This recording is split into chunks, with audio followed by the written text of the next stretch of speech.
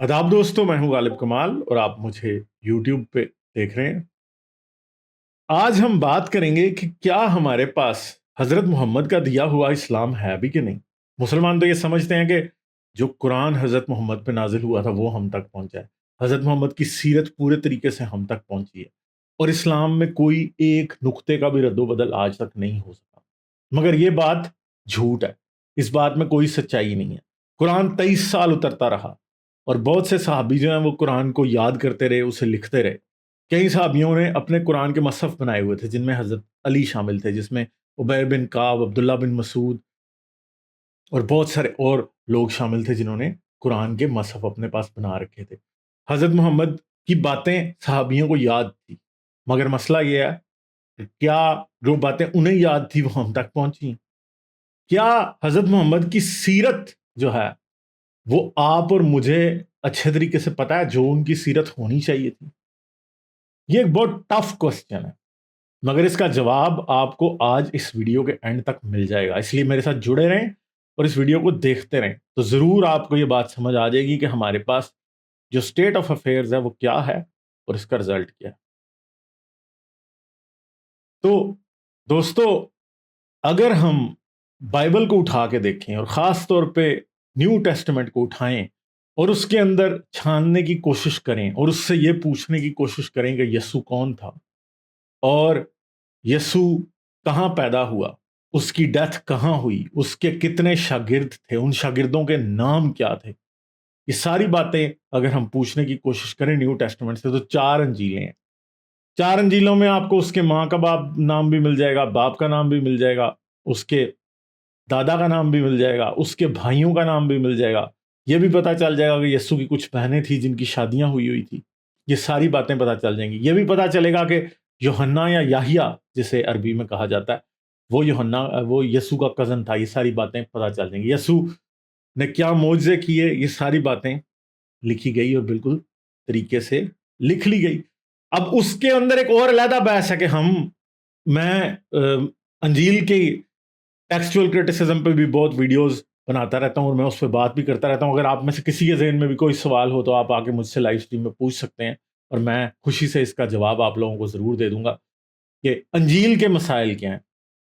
मगर अंजील का जो क्लेम है यीशु के बारे में, वो इस्लाम के जो क्लेम है हज़रत मोहम्मद के बारे में उससे काफ़ी बेहतर है। उसकी एक सिंपल सी बात है कि 4 अंजीलें हैं जो कि ये कहा जाता है कि वो यीशु को ऐसे जो लोग जानते थे उन ने लिखी हैं। हालांकि ये क्लेम थोड़ा सा झूठ भी है, क्योंकि उनमें से 2 सिर्फ ऐसे हैं जिनके बारे में ये कहा जा सकता है कि वो यीशु को जानते थे, बाकी के 2 नहीं जानते।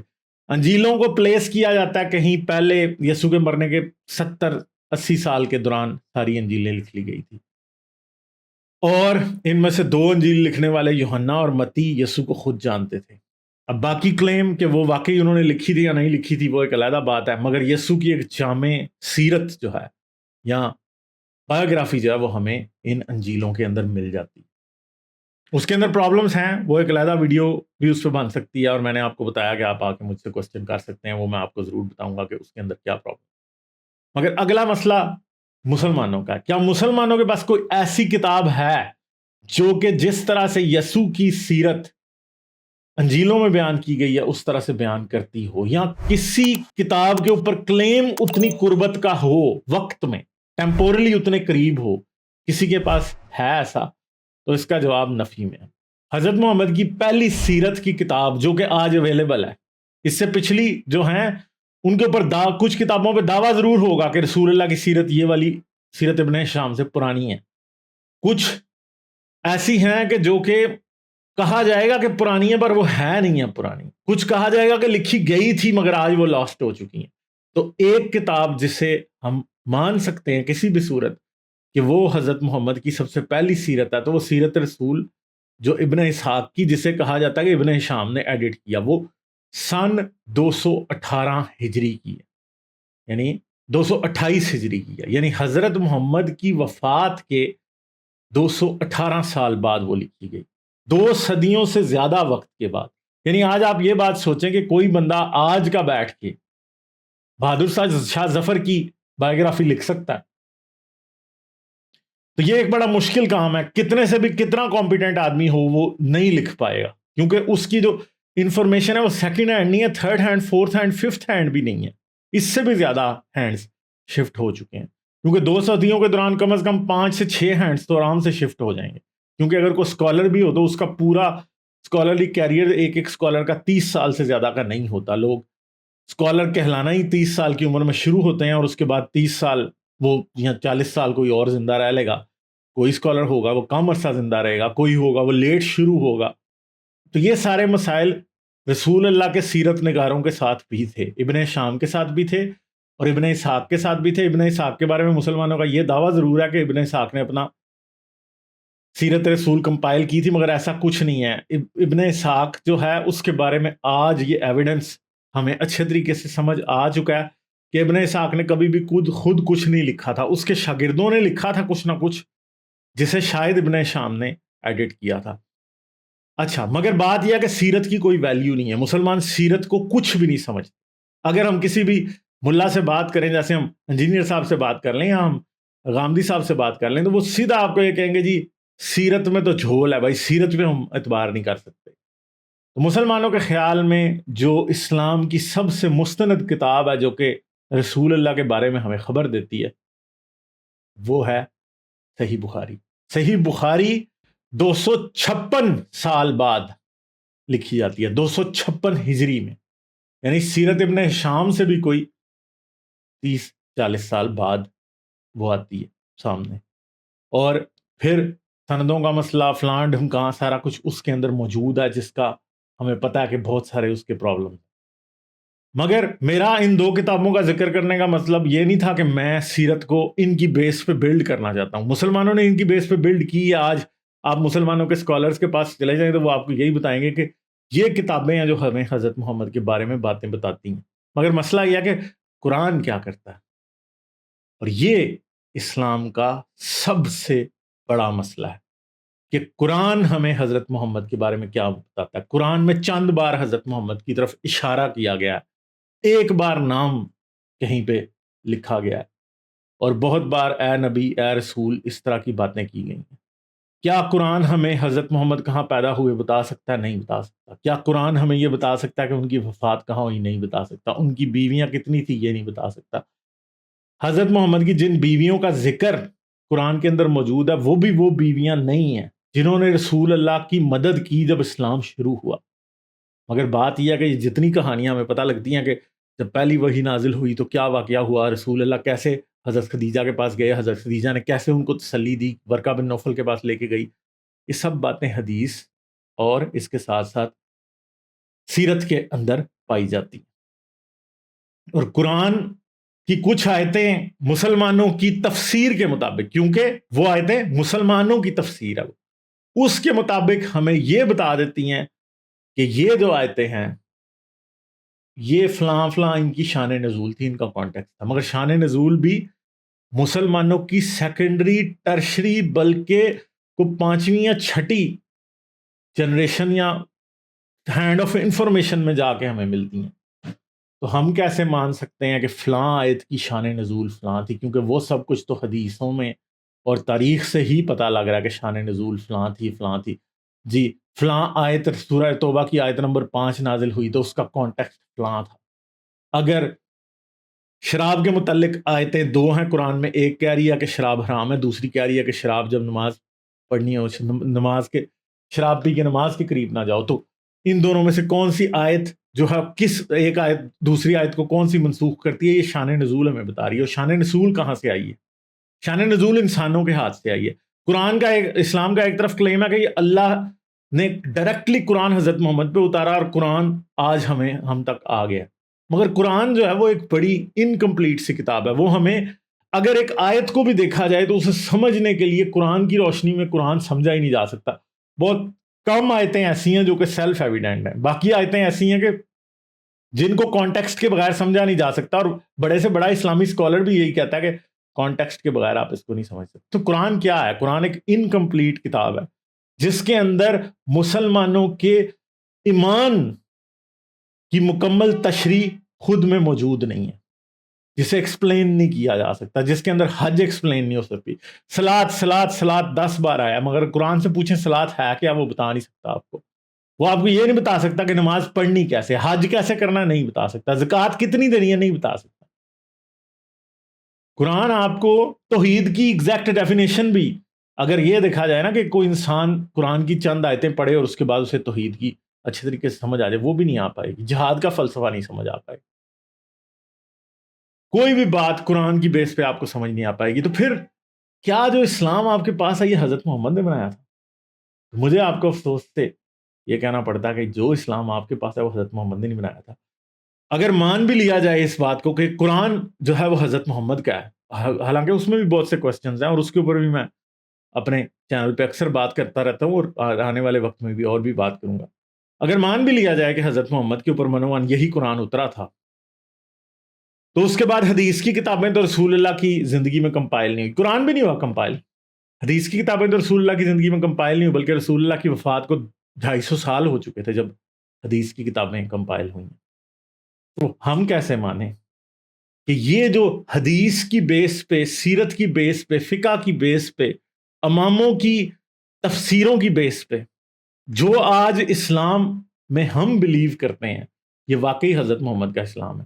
اور ایک بات ہے کہ اسلام تو اللہ اور رسول سے تعلق کا نام ہے، تو بیچ میں بخاری کہاں سے آ گیا، ابن شام کہاں سے آ گیا، مالک کہاں سے آ گیا، حنبل کہاں سے آ گیا، شافی کہاں سے آ گیا، حنفی کہاں سے آ گئے، یہ باتیں کہاں سے آ گئی بیچ میں؟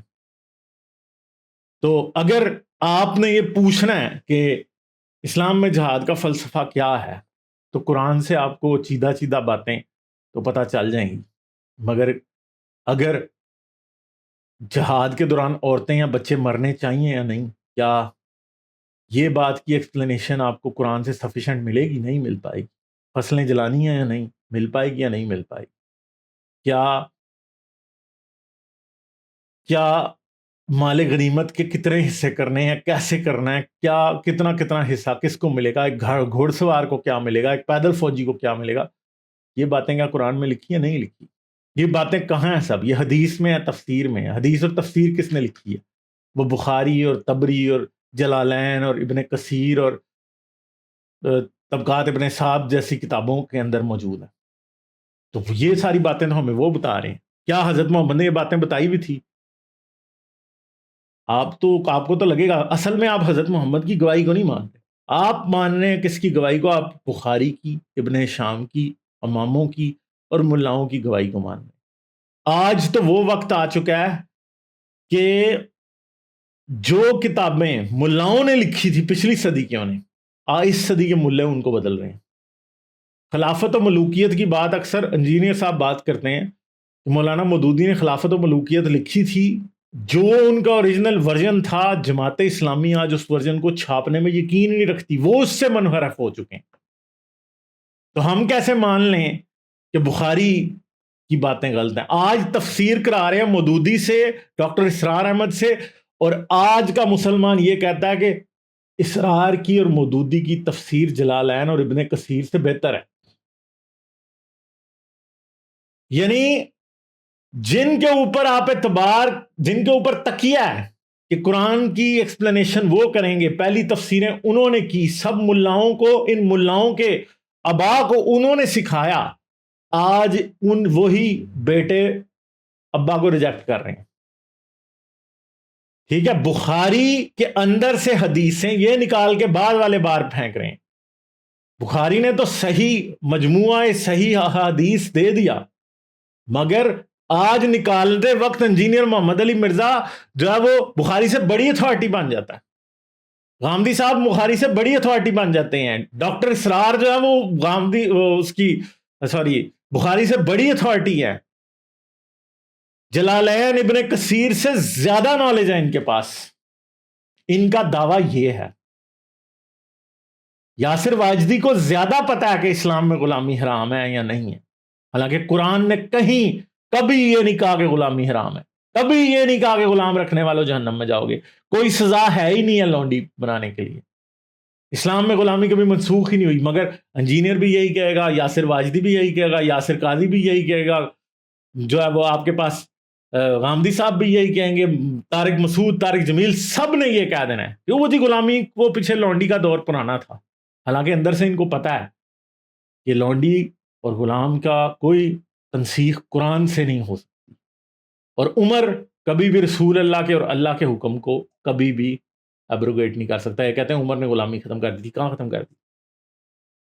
تو کیا ہے کہ وہ بخاری، وہ مسلم، وہ ابن ہشام، وہ سارے آئمہ، آج کا ملا ان سے بڑا بن جاتا ہے.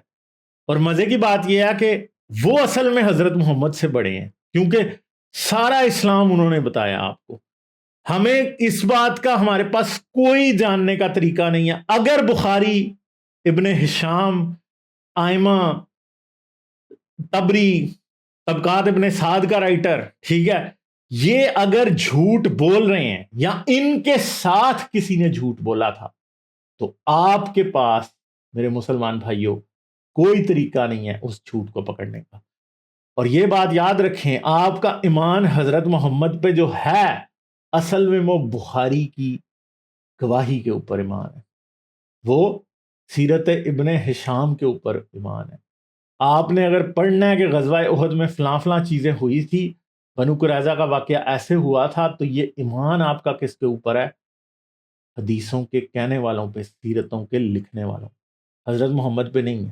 کیونکہ حضرت محمد نے اپنی کوئی بایوگرافی خود کمپائل نہیں کرائی. اللہ کی اتاری ہوئی کتاب اتنی انکمپلیٹ ہے کہ وہ آپ کو یہ بتا ہی نہیں سکتی کہ اللہ کا رسول کون ہے. یقین کریں، قرآن آپ کو یہ بھی نہیں بتا سکتا کہ اللہ کون ہے. قرآن آپ کو بٹس اینڈ پیسز دیتا ہے. قرآن کے بارے میں ویسٹرن اسکالر کیا کہتے ہیں؟ جیرڈ اور پیوئن جیسے اور جو پہلے شروع کے اسکالرز تھے جنہوں نے قرآن پہ ریسرچ کی، انہوں نے کہا قرآن ایمانداروں کے لیے، مومنین کے لیے لکھا گیا، جن کو آلریڈی پتا تھا کہ اسلام کیا ہے، اور پھر وہ قرآن کو پڑھ کے ان کو آلریڈی پتا ہوتا تھا کہ یہ فلاں یوں چیز. مگر مسئلہ یہ ہے کہ تھرو دا سینچریز باتیں ایسے ٹرانسمیشن نہیں ہوتی. پہلی جنریشن کو پتا ہوگا کہ حضرت محمد کا اسلام کیا تھا، وہ قرآن پڑھ کے یہ جان دیں گے کہ ہاں یہ تھا، مگر دوسری جنریشن کو نہیں ہوگا، تیسری کو نہیں ہوگا. اور ہمیں یہ پتا کہ قرآن کو بھی کتنی بار جلوایا گیا، قرآن کی کاپیوں کو ختم کرایا گیا. قرآن کس کس نے نہیں جلوایا؟ قرآن عثمان نے جلوایا، قرآن حجاج نے جلوایا، قرآن کہیں اور بعد آنے والوں نے جلوایا. ٹھیک ہے، قرآن کی بھی تدوین کے مسئلے 100 قسم کے ہیں جن کو ہم اور ویڈیوز میں ڈسکس کریں گے. مگر یہ اسلام کا سب سے بڑا مسئلہ ہے کہ آپ جس اسلام کو مانتے ہیں وہ قرآن سے نکل کے نہیں آتا. بہت سی آپ ایسی چیزیں مانتے ہیں جو قرآن سے ثابت ہی نہیں ہے. قرآن تو آپ کو یہ نہیں بتا سکتا کہ نماز کیسے پڑھنی ہے. نماز آپ کو کون بتاتا ہے کہ کیسے پڑھنی ہے؟ حج کیسے کرنا ہے، فلاں وقت پہ کیا ہوا تھا، حضرت محمد کی زندگی کیا تھی، ان کی وفات کیسے ہوئی، ان کے بچے کتنے تھے، ان کی بیویاں کتنی تھیں، جہاد پہ جاتے تھے تو کتنا حصہ انہیں ملتا تھا. یہ سب باتیں جن کتابوں میں لکھی ہیں، وہ کتابیں اللہ کی کتابیں نہیں ہیں، وہ انسانوں کی کتابیں ہیں. اور ان کتابوں پہ ایمان جب آپ رکھتے ہیں تو تب آپ کو پتہ لگتا ہے کہ حضرت محمد کی شخصیت کیا تھی. ان لوگوں نے جھوٹ بولا یا سچ، یہ سوال آپ نے خود سے کرنا ہے. یہ اسلام کا سب سے بڑا مسئلہ ہے. دا بگیسٹ پرابلم ان اسلام، کہ ہمارے پاس کوئی گارنٹی نہیں ہے کہ حضرت محمد کی جو سٹوریز ہمیں بتائی گئی ہیں وہ سچی ہیں یا جھوٹی.